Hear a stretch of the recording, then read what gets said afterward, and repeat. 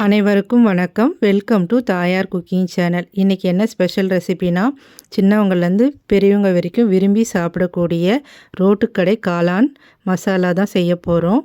ரோட்டுக்கடைங்கள்லாம் கோஸை வச்சு தான் இதை செஞ்சு கொடுப்பாங்க. இன்றைக்கி நம்ம காளானை வச்சு அதே டேஸ்ட்டில் எப்படி செய்யலான்னு பார்க்கலாம் வாங்க. வீடியோக்குள்ளே போகிறதுக்கு முன்னாடி நம்ம தாயார் குக்கிங் சேனலுக்கு ஒரு லைக் கொடுங்க, சப்ஸ்கிரைப் பண்ணி கூடவே இருக்கிற பெல் பட்டனை கிளிக் பண்ணிக்கோங்க. இப்போ வாங்க வீடியோக்குள்ளே போகலாம். 250 கிராம் காளானை சுத்தம் பண்ணி பொடியாக கட் பண்ணி வச்சுருக்கேன். இது ஒரு கப் அளவு இருக்குது. இப்போ இதை மிக்சிங் பவுலில் சேர்த்துக்கலாம். அரை கப்பு பொடியாக நறுக்குன கோஸையும் சேர்த்துக்கலாம். ஒரு மீடியம் சைஸு வெங்காயத்தை பொடியாக கட் பண்ணி வச்சுருக்கேன், அதையும் சேர்த்துக்கலாம். ஒரு ஸ்பூன் மிளகாய்த்தூள், அரை ஸ்பூன் கரம் மசாலா சேர்த்துக்கலாம். 1/4 டீஸ்பூன் மஞ்சத்தூள் சேர்த்துக்கலாம். ஒரு ஸ்பூன் இஞ்சி பூண்டு விழுது சேர்த்துக்கலாம்.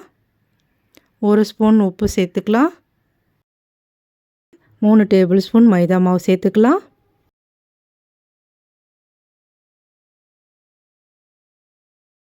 கார்ன்ஃப்ளவர் 2 டேபிள் ஸ்பூன் சேர்த்துக்கலாம்.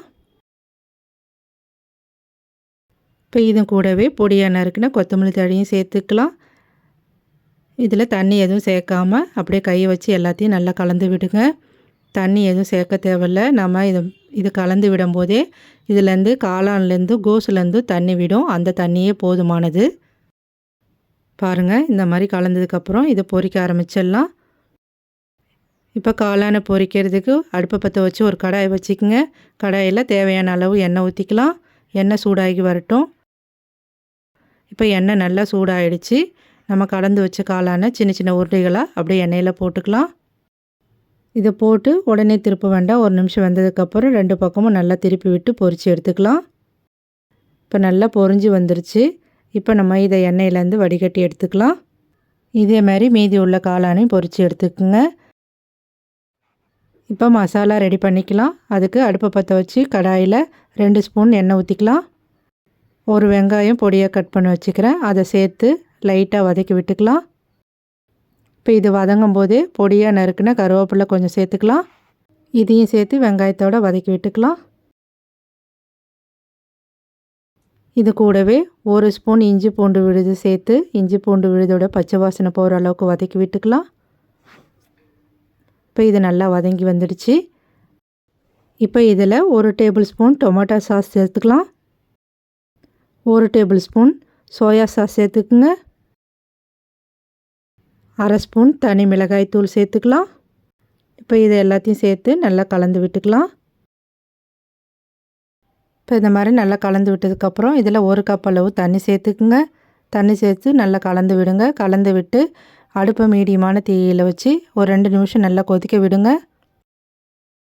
பாருங்கள், நல்லா இந்த மாதிரி கொதித்து இந்த அளவு திக்காக வரணும். இப்போ நம்ம பொரித்து வச்ச காளானை சேர்த்துக்கலாம். இதில் இப்போ பொரித்த காளானை சேர்த்து மசாலாவோட எல்லாத்தையும் நல்லா கலந்து விடுங்க. கொஞ்சம் பெரிய பெரிய துண்டுகளாக இருந்தால் இந்த மாதிரி கரண்டியால் சின்ன சின்னதாக உடச்சி விடுங்க. உடச்சி விட்டு எல்லாத்தையும் ஒன்று சேர கலந்து விடுங்க. பாருங்கள், எல்லாமே ஒன்று சேர்ந்து இந்த மாதிரி வரணும். அப்போ தான் சாப்பிட நல்லா டேஸ்ட்டாக இருக்கும். பொடியை நறுக்குன கொத்தமல்லி தழை கொஞ்சம் சேர்த்துக்குங்க. சேர்த்து எல்லாத்தையும் ஒன்றா நல்லா கலந்து விட்டுக்கலாம். நம்மளோட காளான் மசாலா ரெடி ஆகிடுச்சு. இப்போ ஸ்டவ் ஆஃப் பண்ணிவிட்டு இதை ஒரு பிளேட்டில் எடுத்து வச்சுக்கலாம்.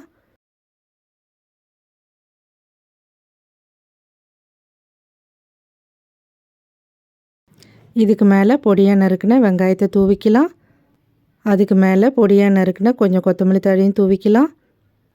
நம்மளோட சூப்பரான நல்லா டேஸ்டான ரோட்டுக்கடை காளான் மசாலா ரெடி ஆகிடுச்சு. நீங்களும் இதை மாதிரி செய்து வீட்டில் இருக்கிறவங்க எல்லாருக்கும் கொடுங்க. எல்லாருமே விரும்பி சாப்பிடுவாங்க. இந்த ரெசிபி பிடிச்சிருந்தா தாயார் குக்கிங் சேனல் சப்ஸ்கிரைப் பண்ணுங்கள். ஃப்ரெண்ட்ஸ் அண்ட் ஃபேமிலிக்கு ஷேர் பண்ணுங்கள். நன்றி, வணக்கம்.